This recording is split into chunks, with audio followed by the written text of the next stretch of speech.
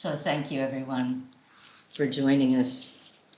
And we wanted to talk a little bit as this end-of-year talk. We do these once a month usually. And this one is sort of a special one in that it is right on the cusp of this transition from the old to the new. But it's, that is also a concept that we'll talk about, old and new. Past and future. Past and future, yeah.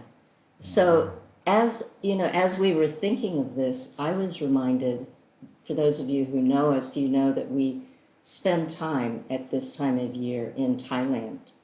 And we are here now. And we were here last year at this same juncture when 2023 was shifting. And I remember standing with you, Richard, on the beach in Thailand last year, and it wasn't at midnight, where we fall asleep long before midnight, but it was dark. So that counts. It's actually, yeah. Sunset. Sunset, yeah. We were It's late enough. Late enough. But just standing there, feeling these waves just lap at our feet. And the thought that hit me at that point, and I'm beginning to feel it again a little now, is this feeling of sort of excitement at the prospect of new potentials and of things possibly having some magical shift in the new year. And also feeling a sense of melancholy at some of the things that have been left undone in the past year.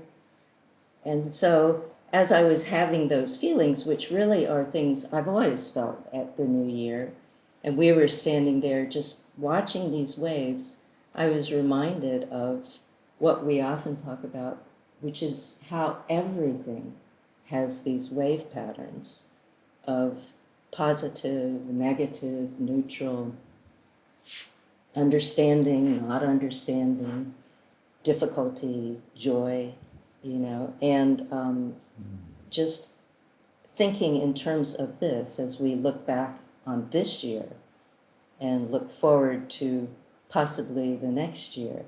How does that help us to sort of ground in the moment so that we can take advantage of whatever capacities we have to move forward with a little bit of wisdom or grace or humor or alongside friends.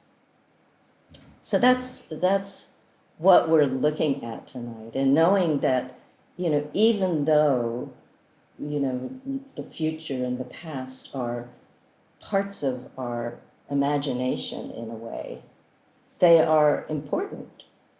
You have to look back. You have to learn from the past and from mistakes or from things you've done correctly or that have gone correctly. And yet, when we get trapped in the past, or we fantasize so much about the future. Trapped in the future. Yeah. We run into trouble. And as we were thinking about this, we were looking at why is it typically that people, we looked at this year and there's so many complexities and difficulties. We're not going to name them. You all know of them. World wars everywhere, and things that are human rights abuses and climate disasters. And at the same time, there are some positive things. I even checked on the internet yesterday, and there are. See if there was something. See, were there any positive things? And there are many, many, many positive things that have happened. Even, in our own lives, just the joy of seeing our neighbors' kids, wandering around and bouncing around and being excited by a mask that we gave them, or, things like that, that are these moments of pure joy. And why is it that so often the negative, when we look back, why is the valence of the negative more prominent?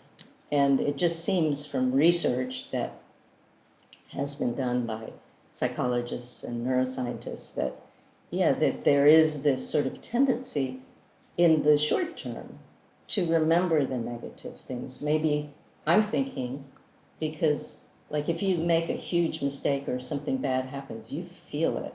Yeah, it's embodied as survival automatically. Yeah.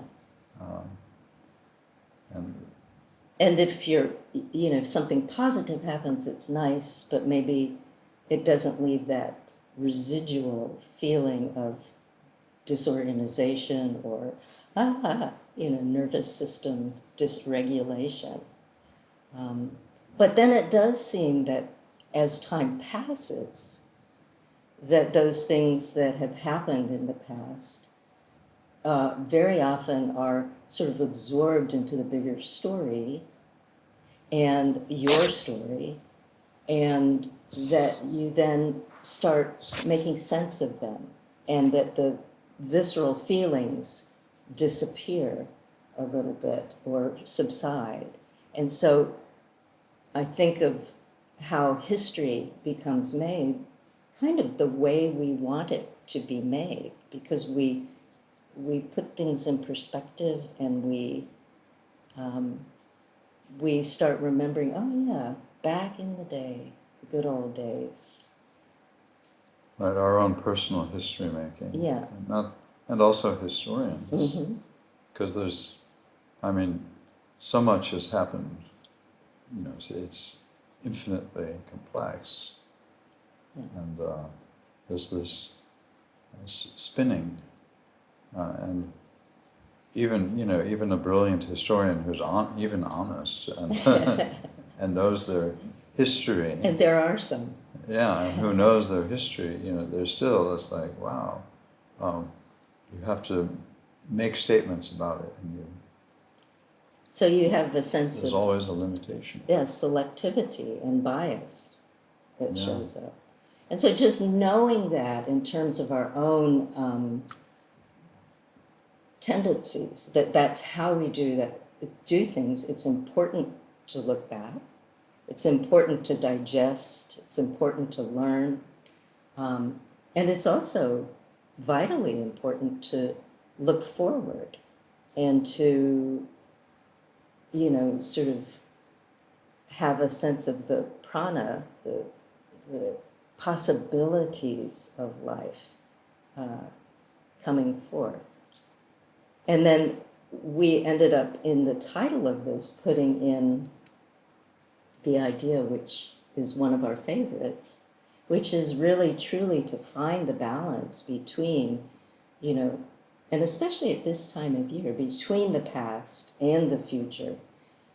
How do we work with being present enough, being clear enough to proceed and be as skillful as possible in our actions?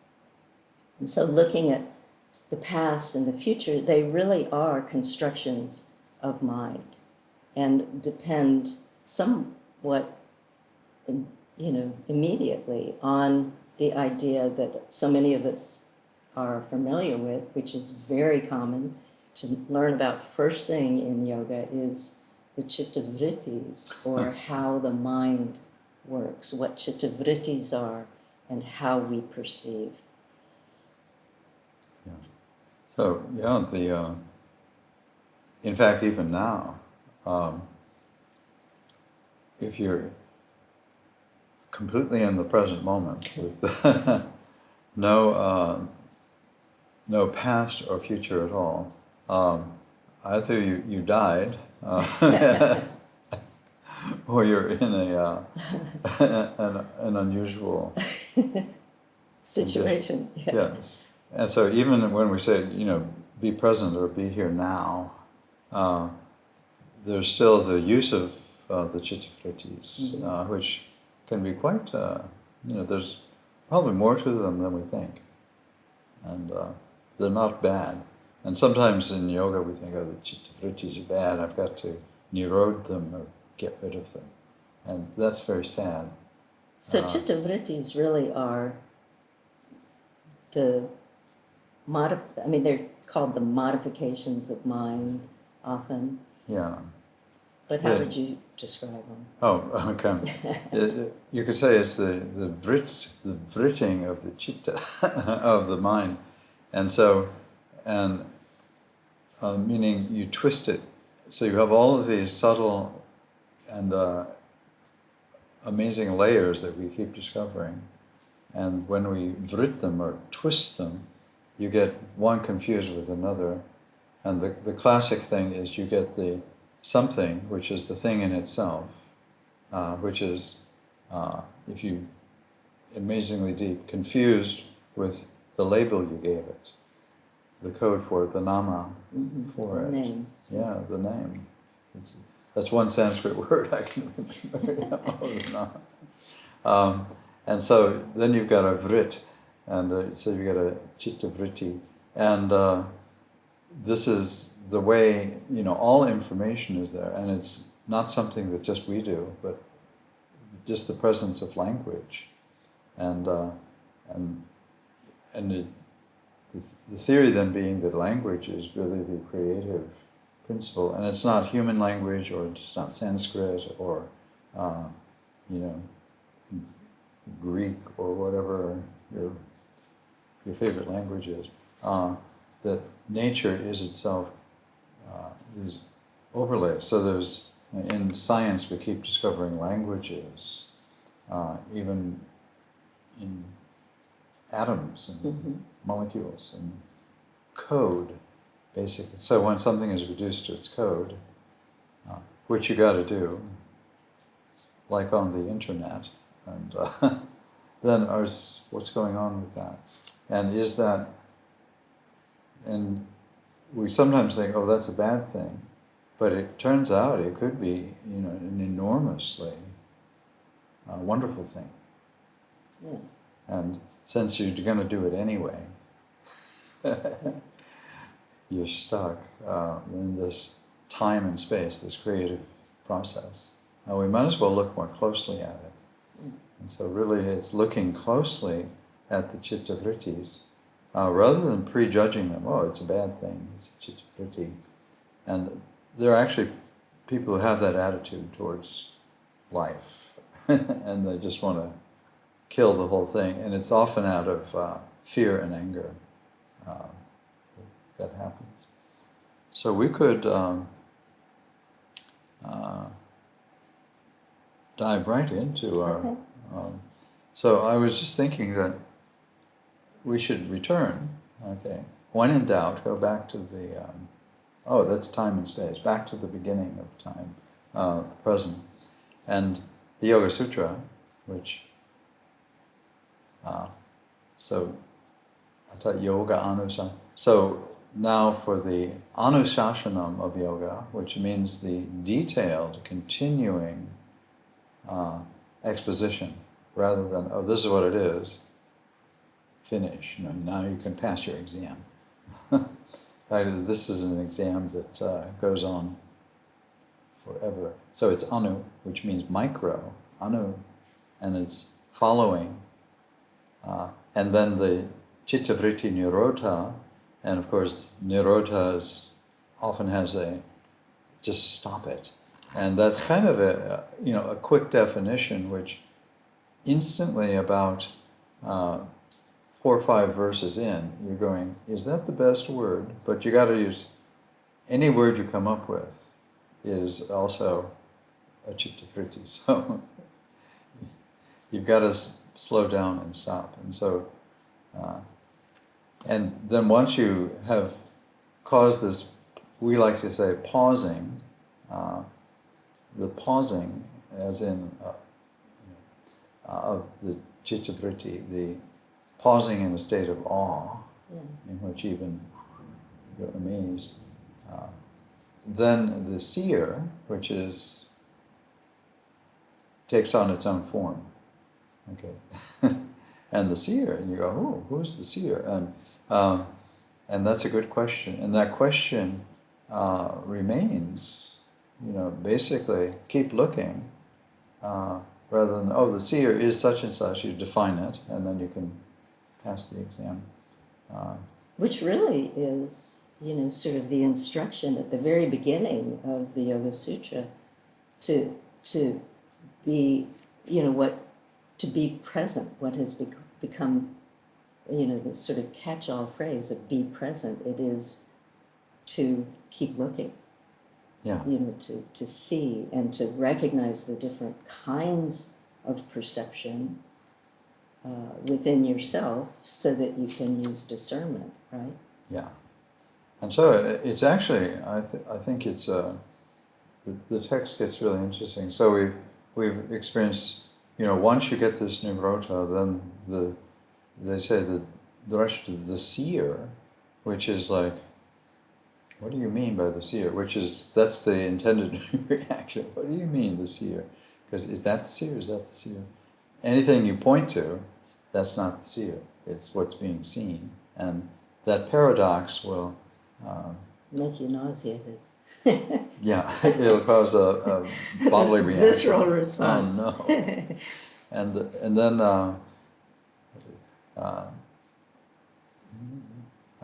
then with the pancha, and so then it defines the chittavrittis, and the chittavrittis, that there are 5 basic patterns in the chittavritti that are important, and they are miserable, or they cause great klishta, or they're also aklishta ones that don't.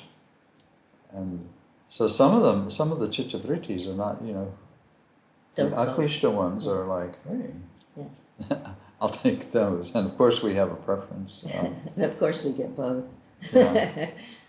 And so then it defines the 5 chittavrittis. Let's see if I can... right, pramana is the first one, and that means good perception. And then viparaya, which is you're completely blowing, you're misperceiving what's going on, which we've heard about that one. Yeah. We've experimented with that one ourselves. In fact, that's something that we do, all of us, even the great ones. They often misperceive something. It's just part of walking down the street or sitting on your meditation cushion. There's brief misperception, and sometimes then it's processed. And then vikalpa means kal is to imagine something, and vikal is to precise divided imagination. And this is just the mental process. And it includes sankalpa and vikalpa. And this is a huge one. And it's hard not to do it, okay? Mm-hmm. But it can be done, and we're going to look more. And then, and this is one that's always a mystery, is nidra. And that's sleep. And they don't mean by dreaming sleep, restless sleep when your dreams are going around. They mean and it's defined as the perception that nothing exists. But that's a theory, and if you've ever experienced deep sleep, yeah. And most of us, even we get moments of deep sleep, it's really hard to explain to someone, wow. And it's kind of like, we always appreciate, deep sleep, whatever. And then, but is that the state? But then we think about deep sleep and we get funny. And then the final one is smriti, which is often translated as memory. but smriti actually is meaning mindfulness. Memory is the ability to take a sensation pattern or a direct experience and to stick with it, as in mindfulness practice. Not the So it doesn't actually mean, to become sentimental and to get caught in memories of when, this happened. But just to function throughout the day, we also need memory. And the memory of being able to perceive clearly, like to perceive, am I, having vikalpa? Is that what's going on for me? Is somewhat dependent on cultivating the capacity for recognize. for smriti. Yeah. Yeah. So in a sense, what's funny about this is in the very, very, very beginning of the Yoga Sutra, there's this sort of subtle message, like smriti, which also means mindfulness. There's this message saying, hello, maybe you should meditate. Maybe you should learn to do a little train your smriti. mind to wake up.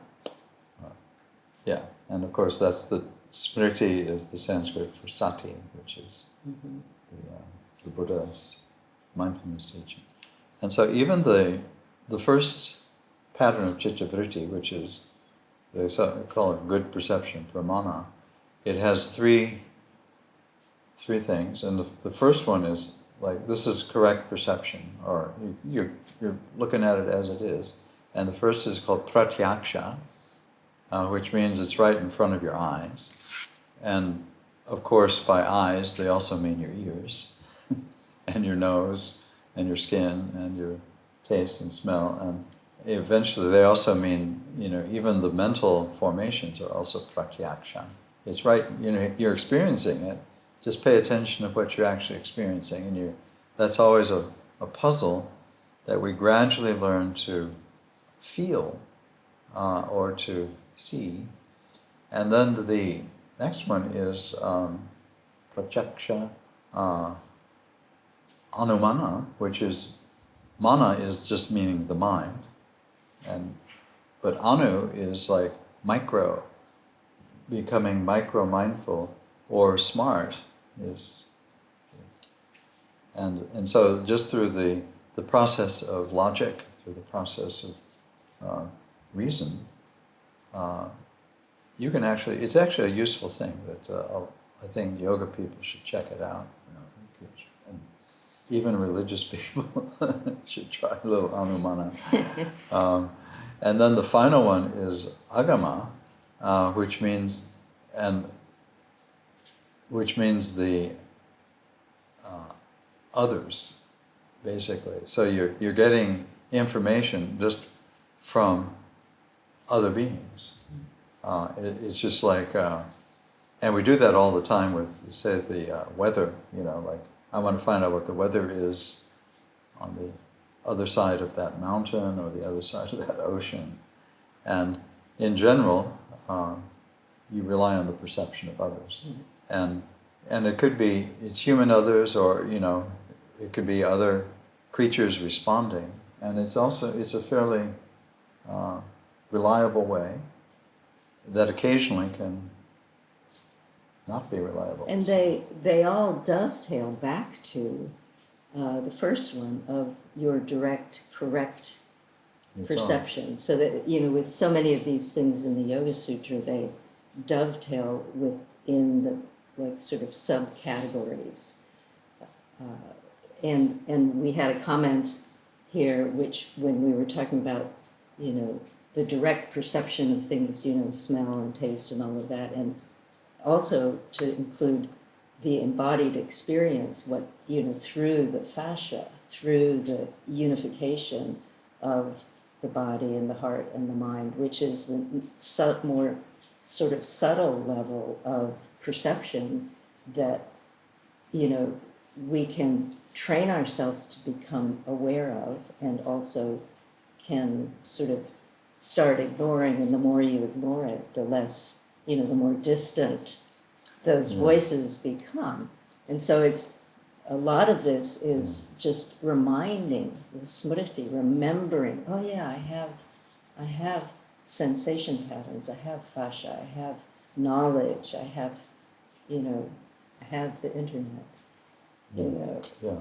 And that ability, that smriti, is the ability to actually observe sensation, in the ordinary and then the subtle. And that's your body.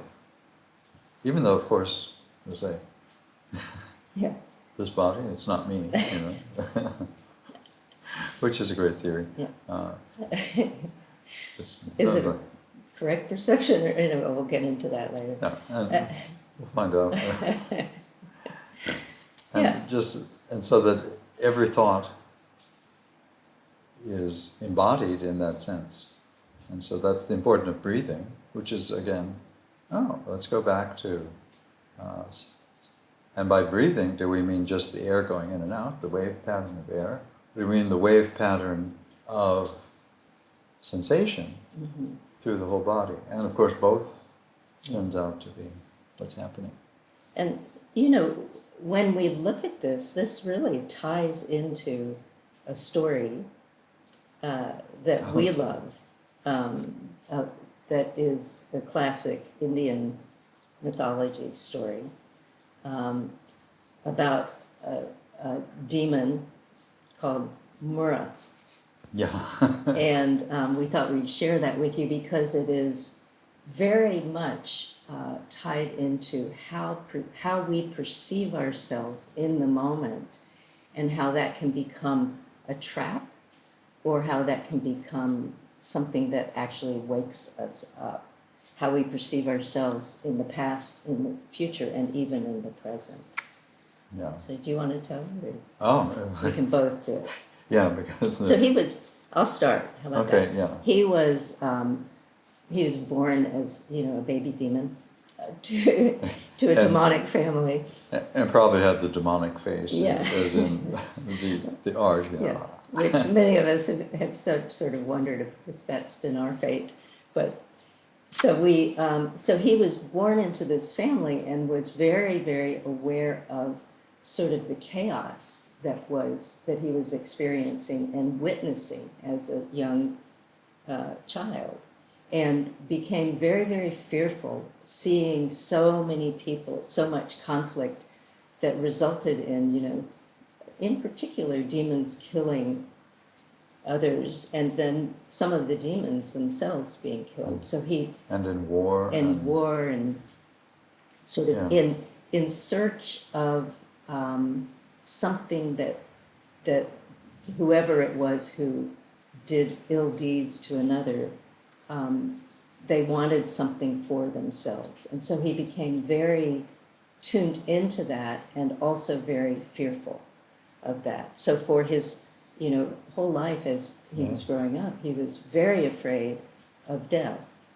And so he went to the god Brahma, who happened also, because Brahma is the creator was also his grandfather. Yeah. Due to some complex associations that Brahma had. But he was and he asked Brahma, I want this ability so that anything I touch dies. And Brahma was like, uh-oh, he's a little crazy, and he offered him an alternative, which was, how about anything you touch turns to gold? Then you'd be... the Midas touch. And it's like, what an offer, like if somebody offered that to you, you might jump too quickly. But the young Mura was pretty smart, and he said, but then if I try to eat something, it'll turn to gold. Yeah. Everything I touch will turn to gold. So that won't work. And then his grandfather looked at him and said, you're smarter than I thought. Because he was actually playing a trick on him. And so he just basically wanted, anything I touch will die. Is as in a battlefield, he goes around touching. And so he said, why don't you go to Is this where he went to the king?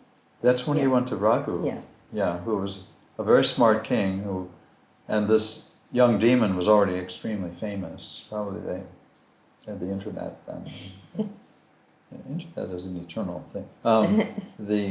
And so they went to Raghu, and Raghu was a very clever king, and so Mura comes into his palace, and Raghu gets off his throne and stays at a distance from him, and and the little demon was saying, "Hey, I just." Because he now had this power of He had this touching power, things, and word had gotten out. Here, I want to shake your hand, and A few of the people who let him in had probably made that mistake. So oh yeah, he was.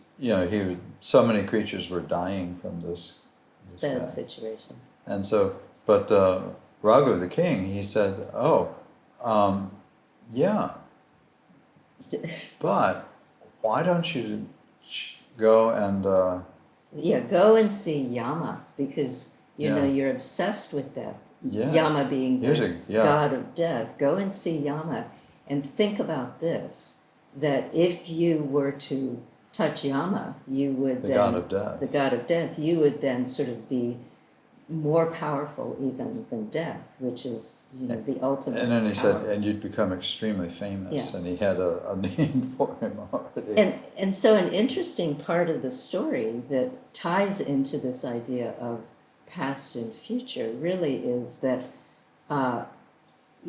both Brahma, who said, "Oh, you're so smart, you figured out this bit about gold, I'll just have to give you this boon that you're asking for," and then this king, both saw that part of what was motivating him, Mura, was was based in fear, but that fear is based in misperception of hubris and of ego, and having some sense of ego is an important thing.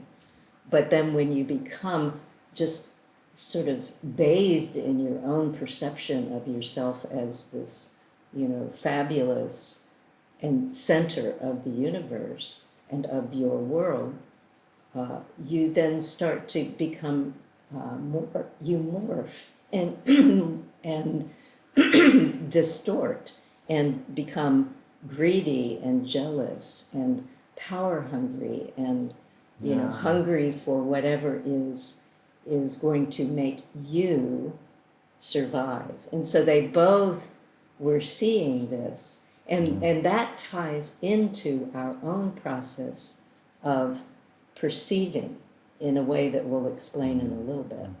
And I remember his grandfather saying, "You want to touch?"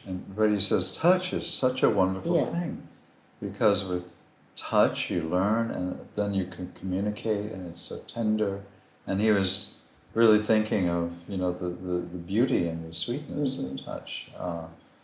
And then the little kid wanted, and so he went to Yama. He went to Yama, and Yama saw him coming, and Yama runs off to Vaikuntha, which means Vaikuntha means the place of no suffering, and it's where Vishnu lives. Yeah. And so he had a free, he goes there all the time, and so the kid follows, and he gets there, and and then so he runs up and he sees. Yeah, and Yama had given him the message too. Wasn't this to go? You have to talk to my. Yeah, talk to my boss. Boss. And he said, "You have a boss, Yeah. the god of death. Doesn't death rule everything?" And oh no, you got to talk to my boss, who is Vishnu. And so he runs off, and the Yama is there, but he goes and he sees Vishnu, and Vishnu sees him, but Vishnu is steps back. And so as Vishnu sees him coming up, he also, is playing into this game that the others have created, and he says, he says to Mura, why are you so afraid? And I'm very, very afraid right now because I know what your I don't want to be touched. your powers are, and you're very, very powerful. But why are you so afraid? And so Mura, Says that what? stops him in his tracks, and he says, "I'm not afraid, And what makes you say that I'm afraid?" And Vishnu says, "Yeah, but you can feel your heart pounding from here, and you can see that your chest is moving as your heart pounds. This is very clear that you're afraid." And he's saying, insisting, "No, no, no, I'm And the little not." boy says, no, no, I'm not. What do you mean I'm afraid? And so, but deep down, Yeah, the whole thing was based in fear the whole thing and was doubt. based in this fear. And so Vishnu is actually, kind of expressing a little empathy from a distance for him. And, And so he says, okay, your heart is really pounding. Can't you hear that? And the little, he stops. and he says, when you get used to things like the sound of your heart pounding, you must be fearful all the time. And you're used to that sound, and therefore you're not hearing it.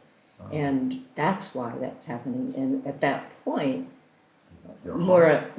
Mura says, I am not feeling this. And he says, yes, I see your heart doing this. And Mura goes, my heart is not over pounding. Of course, he touches his heart. He touches his own heart with his power. Yeah. And so he that's the end of him, but really it's the end of his ego. It's the end of his confusion that is being, sort of morphed in that way. So that yes, it's the end of that part of his story. But as it is with so many of these wonderful myths, and teachings, that very often what gets in the way is our chittavrittis, our story of ourself, our story of others, our misperception of others as being as important as ourselves. Had Mura seen this idea that, he was really causing havoc, he wouldn't have been able to do all this damage. And so the end of the story really is that this is a way of putting a perspective of interconnectedness into the meaning of fear and of greed and of obsession with hubris. And relationship. Yeah. So Vishnu is, basically the god of love. Yeah. And, which is. I should be careful. Yeah. It hasn't. I'll let you know if you pass out. But and then the story really ends, which is beautiful, because you'd mentioned this part about, in the beginning saying that touch is a beautiful thing. And why do you want to have this distortion of touch? And in the very end, when the slayer is given the name of, what is the name of the one who, Murati or something? Muraki or Muraka, something. Yeah, something like that. It means the killer of. The killer of Mura. And then Vishnu at the end says, touch is such a beautiful thing, so that it is really emphasizing that touch, not only physical touch, but this way of touching others, through relationship is a beautiful thing. And that one of the things that keeps us in the present and keeps us, and when we talk about being in the present, we're meaning gives us the perspective to see when we are off kilter with our fantasies of, 2025 is going to be this year of this, that, or the other, or I'm going to make these. I'm going to make billions. Yeah, well, we know a few people who are thinking that, but you know, to keep us grounded in reality, whatever that is, but keep us grounded in relationship, in connection to others, and you know, and at this juncture, when we're moving and we're on this threshold from year 2024 to year 2025, when in fact we don't know what will happen. We don't know what will happen in 5 minutes. We don't know what we're going to say next. You know, I mean, we kind of know, but we don't really know. And this is this aspect of being that is so important to be able to feel comfortable with, and to There's a certain element of not knowing, which is important, because that is like a creative, how much say do we have creatively? And, you know, the universe is still made of waves and it is impermanence itself, you know, it's empty of self. But in terms of other beings, you know, there's maybe and this incredible power of that if you can stay present and we see the, you know, in these stories what's wonderful is that Vishnu has ego function and Rama has ego function and all of there's still ego function, but it's not but it's creativity.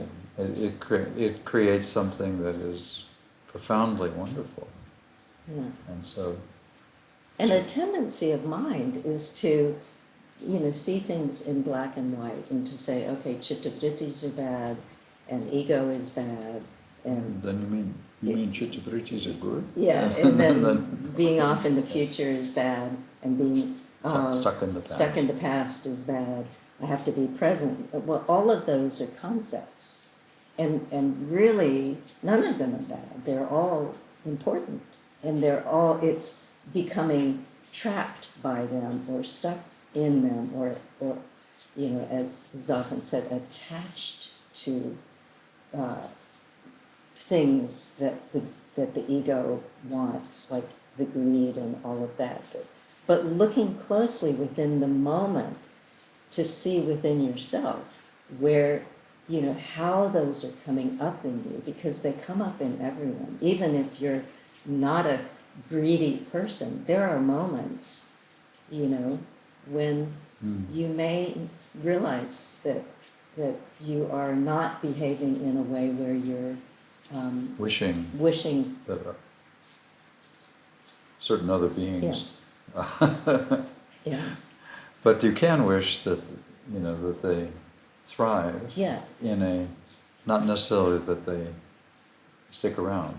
It's like with the little Mura, you know, you don't want him to be out there killing constantly, which I think he's escaped in the present world. I'm just thinking of greed. I'm remembering this awful moment in my life, like 30 some odd years ago, when I was pregnant with our son. And I had this obsession for these corn muffins that were sold at a particular bakery. And any of you who've been pregnant know that you get to a point sometimes when you're pregnant, and it's like, I would become Mura just to get one of those corn muffins. I was like, wanting one. And so I was in line and realized this like impulse. Like there was this little old lady in front of me who's probably younger than I am now. She was just kind of hobbling up there to get whatever it was she was wanting. And I was just like thinking, you know, how can she be taking so long, and da-da-da-da-da. And it struck me that I was like, had I been someone different, I might have like elbowed her and Yeah, walked pushed her over away and take it to away. get the muffin. And it was a lesson in, whoa, how do these feelings of fear, like I'm not going to survive if I don't get this muffin, or greed, how do they build in us to the point that we lose sight of others? And it was a very fortunate moment for me when I just looked at her and looked at how she was struggling to be there, to be in line, and it just melted my heart. And for a moment, it came back quickly, but for a moment, I was like, whatever, if I get a muffin. I mean, it's because when you're in line for a muffin and there are 3 left and there's 6 people in front of you, it's a big deal. But I realized I could have something else. And we have these opportunities all the time to remind ourselves, oh, this is this distortion within me that is going to make me misperceive the future or remember the past in a way that is dysfunctional and is not serving. And just if you wake up to these calls that we get, and you do that more and more frequently, just noticing when you're feeling unstable or intensity, what is it really that's at the root of this within me? And if it's, fear, which it often is, or if it's, greed or anger or one of those things, then you go, whoa, do I really want to feel that? Is that really comfortable? And I think And when then if you try to get rid of it, yeah, no, if you try to get rid of it, it's like, then you can create yeah, more trouble. yeah, how to be mindful, smriti, of your own inner Yeah, demons. demons. And that's actually, it's I would say in yoga it's a useful practice Yeah. because then you become skillful, more, you develop what they call upaya, or skillful means, of dealing with difficult Yeah, other beings who are difficult, or inside yourself, right. your own inner demons, because you have to practice skillful means. And so then you can, when you are doing that, you can, really exhale, get into the moment, feel your fascia, which is, it's a great point to bring that up, because the fascia is this part of ourselves that is telling us about everything, and is so happy to accommodate whatever direction we want to go. If you want to become a demon, your fascia goes with you. If you want to become open-minded, the same is true. It's there to serve. And the feeling of keeping that sense of open-heartedness and interconnectedness is how we then don't become trapped by, the horrors of the past or the joys of the past that make us not see the present, or become, greedy about the future or afraid of the future. And so one of the thoughts we'd had was, how do we, as we are at this juncture, how do we keep a sense of optimism and inspiration and idealism as we move forward, without becoming Pollyanna-ish, without becoming superficial, or without sort of blinding ourselves. Yeah, we blind ourselves to what's going on in the world by, which some people do. They don't tell me about history, I don't want to study, I don't want to, just want to go to the bakery or something. And you know, it But really you sometimes have to do a little of Yeah. that at go to the certain bakery. phases. Are we going to the? Oh, that's later. No, but you know, a big way to do it is, you know, self-reflection, sort of self-honesty, and being clear with yourself. Oh yeah, it's okay that I almost murdered that woman to get that muffin. I'm glad I didn't, and I learned something from that. You know, that's a part of me, um, and to acknowledge that and embrace that and let that go, and then to also um, not hold on to the concepts of who you are, who you think you are, etc. And in doing so, a big part of that is finding a community of people, like with these talks for us, seeing your faces and having, you know, here we are at the end of the year, we're sitting in Thailand with rain pouring down, and seeing all of you is just is the reminder to us that we're in this together. And that's how we're going to, you know, all survive and do the best we can. Yeah. It's more powerful than we think. Yeah. The little Yeah. connection. So that's our thought for the For then, is past. it the new year? Or Not is it yet. the old year? Yeah. Yeah, this is still the... But we wanted to, first of all, thank all of you for tuning in. And those of you who are on live, we're still connected miraculously. Thank you for tuning in. And there was something I was supposed to tell you. About the future? Yes, and the future's Oh, gone out about of my what's mind. coming in the future? No, I can't remember. But what I really want to tell you, what's actually on my mind, is that we're very appreciative for all of you coming to these talks, and also for practicing and helping others to find their way through these complicated times. It's a difficult time in the world, and it does seem like the only way that that we're all going to evolve in healthy ways is to keep integrity and to lean on each other when we need to, and to be there for others when needed, when we can. So we thank you for that. And yeah. So do we want to do a chant to end? What chant do you think?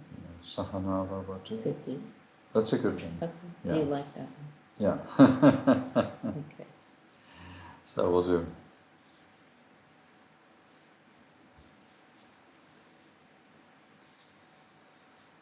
Om Sahana Bhavatu Sahanao Bhunaktu Sahaviryam Karavavahai Tejasvinavaditamastu Mavit Vishavahai. Om Shanti Shanti Shanti.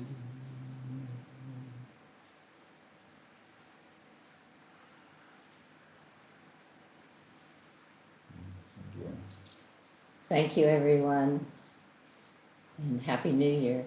We'll see you soon. Be safe, be well. Bye-bye. Thanks.